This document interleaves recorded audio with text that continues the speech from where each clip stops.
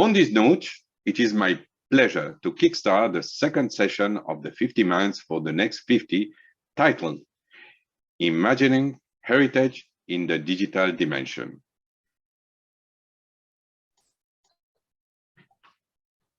Great. Thank you, UNESCO Assistant Director General for Culture, Mr. Ernesto Ottone. My name is Rochelle Roca Hashem here at UNESCO Culture Sector, and I'm going to be the host of this exciting discussion for the next 2 hours. It's going to be really dynamic, a rich exchange. It's going to be interdisciplinary, and Ernesto helped us set the framework for all the discussion we're going to have, our 50 minds for the next 50.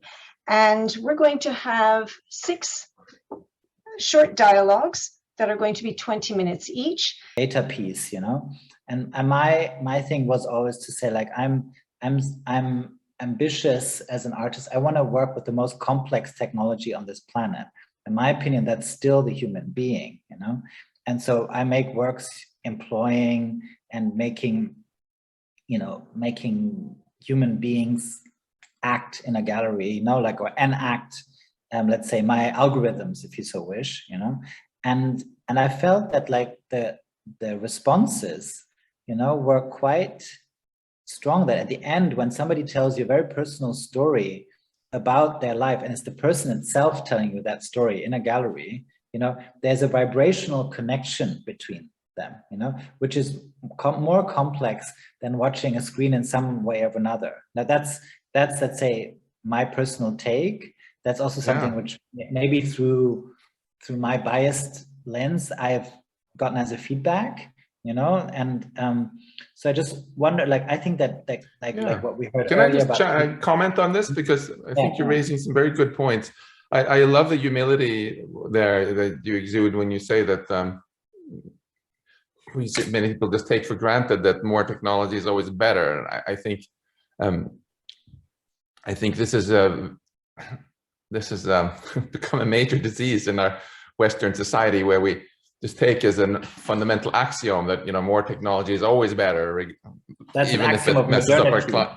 Yeah, even if it ruins our climate and creates massive inequalities and creates nuclear war or whatever. And I think if we go back and look at art and literature, we get reminded that technology is not morally good or for that matter evil either. It's a tool, and it's our human responsibility to think about how we're going to use this, if we're going to use it for good or for bad. And yeah, but that's also a big debate, Max. I'd love to talk to you more, but for example, what you just said, you know, in German philosophy. Gentlemen, we have 1 minute left. I apologize for interrupting, because it's really interesting, but maybe we get a last 30-second. I mean, I think that, like, we should from each of you, from Max and from Tino. Without the UNESCO, but what you just said is a basic thing of German philosophy of the 20th century, that technology is a thought style, and it's not a tool. There's a nice book called The Question of Technology, which literally has that sentence. And so I think that's a tradition that I'm closer to, and to explore, let's say, what are, like, the technologies of self, and that, like, all that has been discussed today about heritage, about 3D modeling, about inclusiveness of technology, I agree with all of that. But I think that, like, we shouldn't get overexcited. Excitement is good, overexcitement is not good. At the end of the day, like, we're humans, and we are vibrational, soulful beings. And it's important not to forget that, and that, like, machine learning has not attained that level. Max, what is your last so if I can point? Give my last 30 seconds, so also then go ahead. Try to end on some closure here. I think we can agree that there is a lot to be excited about with technology.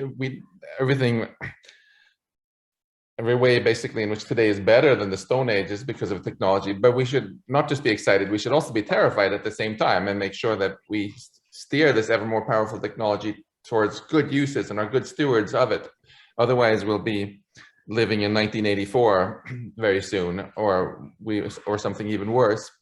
And I would like to just end by saying, though, that if we can get this right, then there is an incredible heritage both to create and to preserve, because what we've also learned through science is that we had completely underestimated our human potential. We used to run around trying to not get stepped on by bigger animals or starving to death. And now we realize that we are really the captains of our own destiny. If we do the right things with our technology, we can create a fantastic future, living healthy lives on Earth for billions of years and beyond, maybe even in the cosmos. So there's a huge, I'm hoping that we can work together to both create a fantastic heritage and then celebrate it in the UNESCO spirit. Thank you. Excellent. So we end on a positive note for technology and heritage, which I appreciate. Let's hope it goes that way and not towards 1984. Thank you both very much. Thank you, Mr. Tegmark. Thank you, Mr. Segal. Very interesting. And now we are on our 6th and our last dialogue for our 50 minds. So our last 2 minds, our thinkers for this last dialogue, are Jean-Michel Jarre and Ethel Kofi. So Mr. Jarre is a highly celebrated French musician, a composer, performer, and producer. He's also known as the godfather of electronic music. And for his contribution in merging music and new technology, he was honored with the Stephen Hawking Medal for Science Communication. And he will be exchanging with Miss Ethel Kofi. She's an entrepreneur. Ethel is CEO and founder of Edel Technology Consulting. She's a leading figure influencing IT and empowering women in Africa. She's also sitting on the advisory board for Ghana's vice president, and she's helping design a digital strategy for Ghana. So I would like to jump in and start this debate by handing Ethel the mic, and she's going to pose her first question to Jean-Michel. Go ahead, Ethel. Thank you. Sure. Thank you very much for the invitation. It's rare that I'm in this kind of conversation, so I appreciate it. And then thank you, Jean-Michel, for being part of this. I was really excited when I was paired with you because I recognized that I'm in the presence of music royalty. So I'm going to start with a few questions and then we can, do the back and forth. So my first question to you. So you've been recently partnered with the French Metaverse platform entirely dedicated to cultural content. Now, can the Metaverse serve to protect and promote tangible heritage, do you think?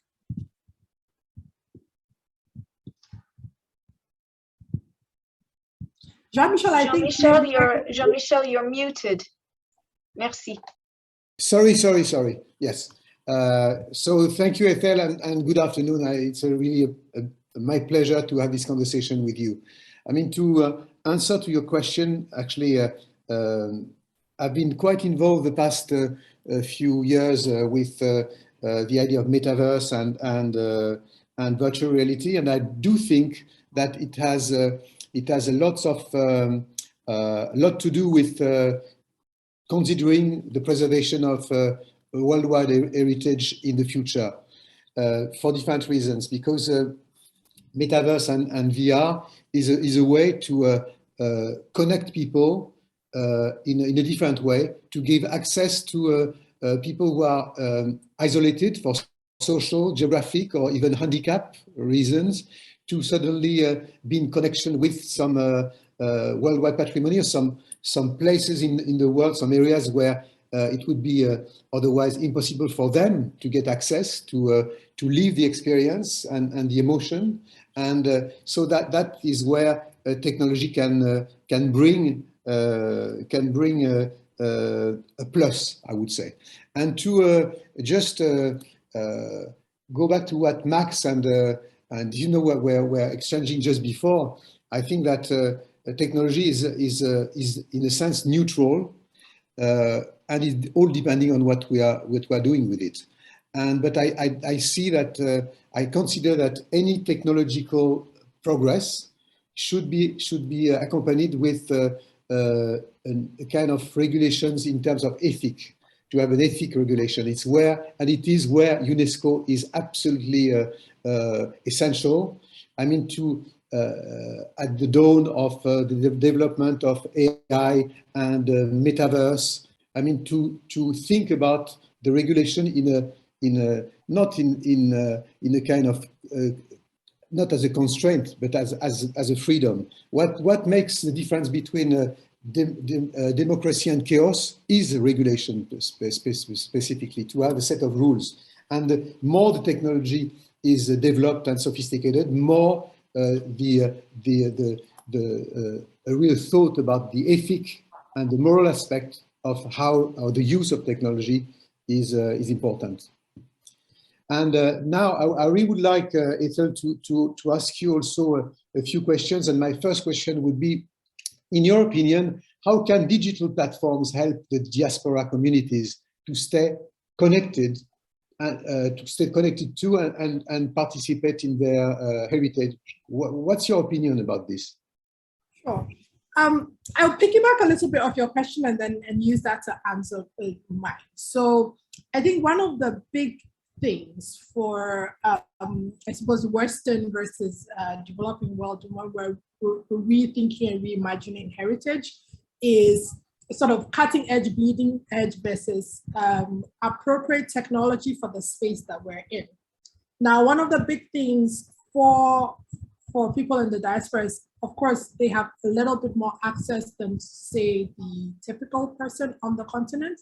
And so there are many ways, I think, in just with heritage, it's about data curation, it's about film and video, it's about collecting all that data and presenting it ways that, one, is accessible by the people that are on the continent, but it's also accessible and people that are not on the continent can interact with. One of the big things so I lived in London for a long time. One of the big things was for second generation immigrants that were born on the continent, outside the African continent, was about sort of language, about learning their stories, about learning about their heritages and privileges.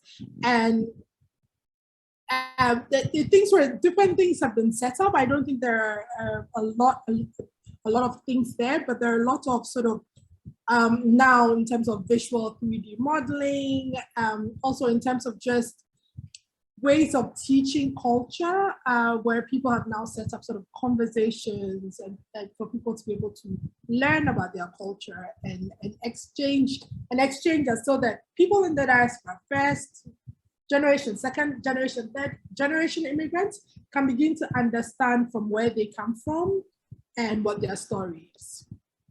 Yes.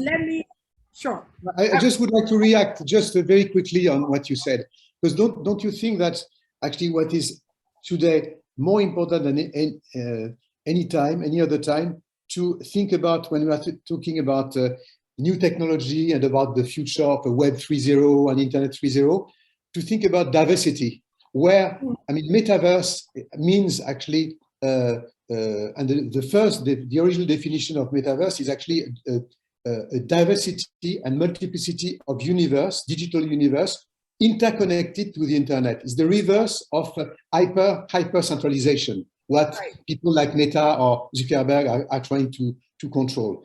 And then it means that we should really think and invest and politically invest into the kind of thinking about being part of a sovereignty, of a digital sovereignty, not letting the sovereignty only to the US and to Asia. And this is something very, in my opinion, very, very important, just to try to keep the balance and to balance in terms of how we want to export our ideas, our identities, our creations. I think this is a very, very crucial point. If we don't want actually to be really like the new digital colonized kind of communities. No, I totally agree with you. So if you look at the African continent, for instance, right, it's a mobile first continent. And so any design needs to put that in contemplation. And then you need to think about access and affordability. Yeah. So access means how much internet is available and how fast that internet is. There are a number of global companies right now that actually hand their developers slow phones, non-smartphones, to help understand the sort of the billions of people that do not have access to extremely fast, extremely expensive smartphones. And so that when they are building solutions, they have to think through how do you ensure that I'm building a solution that ensures that someone that's sitting in Cameroon or Ghana or Northern Nigeria can still be able to enjoy access to it. Now, affordability is a big thing. So if we're beginning to digitize our heritage and people cannot, the affordability index, I think it's the hope is for 1 gigabyte of broadband to not be more than 1% of the average income in any country. Now, that a lot of countries do not hit that in sort of absolutely. So Absolutely. in design and in rethinking about heritage, there has to be a conversation about ensuring that we are thinking about the people that do not have the kind of access that is had in the Western world. Now, I have a follow-up question for you. You've done sort of a lot of bleeding edge work around sort of musical performances. Do you bring any of that learning into, what are the learnings you think you can bring into heritage from what you've done with sort of cutting edge within music? I would say that, I mean, of course, a lot of, we are trapped by time, unfortunately, but I would like to answer you on a different level by saying that what I learned by that is actually we have there is a threat that technology would have a negative influence on environment and then on our heritage, the heritage of our heritage regarding the planet. And I think that we cannot conceive to survive in the 20th century, the 21st century, if we are not able to conceive a kind of, if we can live in good faith with technology regarding ecology. And the fact that to include in any kind of technological plan we may have or we may use, or technological tools we may use to preserve the heritage, to including in this idea of worldwide heritage, the planet itself, because this is the first heritage above all. And I think there is a big challenge, and again, UNESCO has a major role to play, to think about how to conceive a technological progress with sustainability. I think there is one key for me, and of course, a continent like Africa has a lot to give us, we have to learn a lot from Africa. This kind of balance between an ecosystem, natural ecosystem, using and including technology. And I think we should, I mean, in my opinion, for these issues, one voice of Africa is more important than 10 voices from the Western world. Okay, well, that's an interesting way to put it. Yeah, I was telling you that, yeah, it's something that which is, of course, not exactly answering directly to the question, but I think for me it's a key issue, the relationship between environment, sustainability, and technology. No, I totally agree with you, right? So if we cannot live on this floating rock, then we cannot do it, all the other things we plan to do. It's important, you know, making sure that we can live on the floating rock is also important. So I have another question, my turn to ask you a question.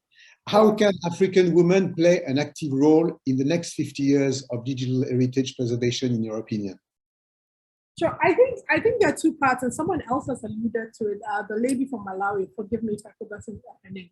One being the fact that for a lot of cultural heritage, women or older women have been the custodians of that, and so being able to get the women to provide with stories, be it you know, insights into, you know, what our heritages are, that's important. Then on the flip side of it, I a couple of years ago founded an organization called Women in Tech Africa, which brings about 5,000 women across 30 African countries. And our job is to push the agenda of bringing more women into the technology space. So that's the other side of the conversation. It's not just that women are custodians of the heritage and a sense content providers, but that they are also building and redesigning the solutions. Here is what we said earlier might make sense, right? So if you've got somebody who is in the community and understands the community and understands the stories and the heritages in that community, when they are building to preserve the heritages, it's they come at it with a very different way of thinking about it. They come at it from a very nuanced way of thinking about it, versus, you know, someone who's sitting somewhere that sort of come in and do analysis and design for heritage. And I think that's the important thing, that we are not, that African women are not just custodians of the stories and the heritages, but they're also the builders of the digital spaces in which we can preserve our heritage. Yeah. Now, I have one last question for you, as around sort of creative industries, right? So there's a question around how creative industries can work more closely with heritage sector in the digital sphere. Do you see any overlaps there? Do you see how we can work together to ensure that we can preserve our heritages? Yeah, I mean, you're touching probably one of the most important thing for an artist. Actually, the how to preserve also the intellectual property in the digital world. The fact that we are talking, when we are talking about world heritage, we're talking about tangible buildings and monuments, but actually what makes the identity of a community is also what I would call the intangible world heritage. What music, gardens, literature, movies, what makes actually our identity as citizens of the world. I mean, to be able to be felt and understood by the outside world.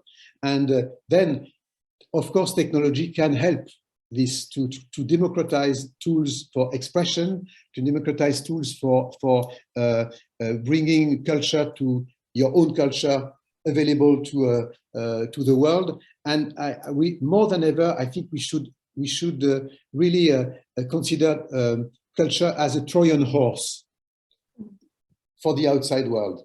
And I think that it's very, we have in this moment of disruption, I think we have an opportunity to use technology actually to give access for young generation to express themselves in a better way, to be less isolated. And this is the best way also to create a better consciousness about the importance of the preservation of world heritage, not only tangible, but also intangible. Right. I have to stop both of you now, because we're a little short on time, and it's been, you could go on and on, because I know you have this vibe between you, and you have a brainwave that you're getting each other, and it's great to listen and watch. I wish we could go on. So thank you so much, Ethel, and thank you so much, Jean-Michel. We should. I'm sure that Ethel will agree with me. What you're giving us is the most frustrating exercise. I know, but I do it, and I applaud you, because it was a great success. So you succeeded in the exercise, and well done, both of you. And I want to thank all the panelists. Okay, my wish, Ethel, is we can in the near future having quite a slight longer conversation, right? Yes. We'll arrange it. Okay, take care of yourself, Ethel. It's been a really brief but intense pleasure. Thank you. Excellent.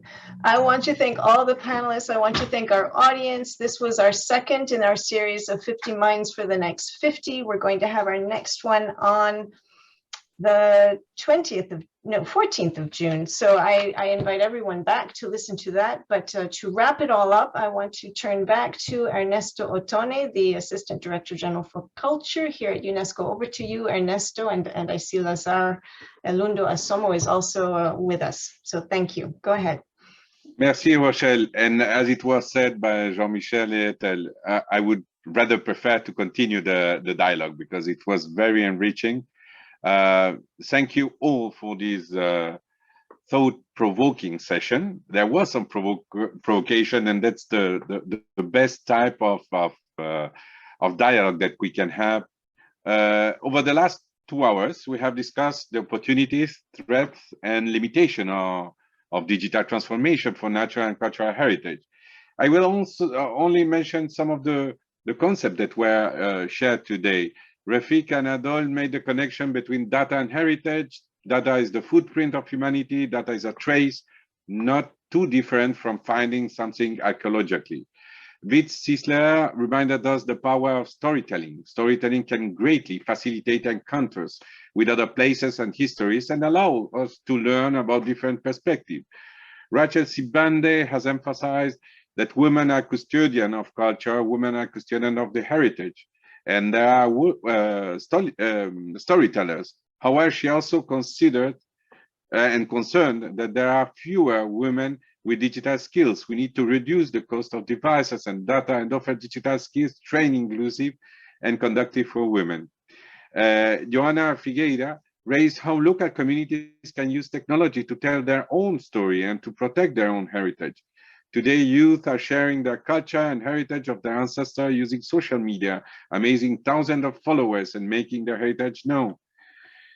Echoing this, Aber Abu-Gates has mentioned that for people affected by conflicts, digital tools can be a practical tool to protect heritage. And we are looking at it in some of the crises that we are right now living. Kat Bonlongan, Chance, and Rachel challenged us to consider how we may leverage the metaverse and the NFT designing experience in the digital world that can be accessible to all, such as those with visual or auditory impairments, or those who are part of marginalized groups.